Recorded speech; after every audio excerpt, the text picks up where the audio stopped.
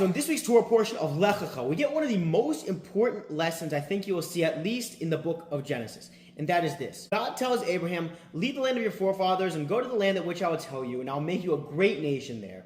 Which is really, really interesting, because you would think, listen, you grew up in a place, you kind of built yourself in a place, maybe you should just stay there.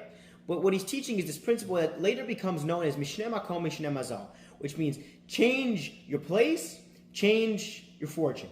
Change what's going to happen to you. God says, you have to trust me. You got to go to this new place. Just trust me. You'll get there. When you get there, you'll become a great nation. I will do that. And this is one of the first tests that Abraham has. He has to trust God to make him a great nation, but not just that, to put him in a place where he can settle. Now, this test is a lot greater because we, from our perspective, already have the concept of one God. Abraham didn't, or Avram at the time, he did not grow up with that. So it was a much, much greater test of faith for him to listen and go to the land of Canaan, yet he did. Throughout the rest of the Torah portion, he ended up getting tested, but ultimately he ended up passing all of the tests. When we get to the covenant between the straits, that's when it truly gets sealed between him and God, that he will become a great nation. That is an amazing lesson, not just on faith, but on initiative.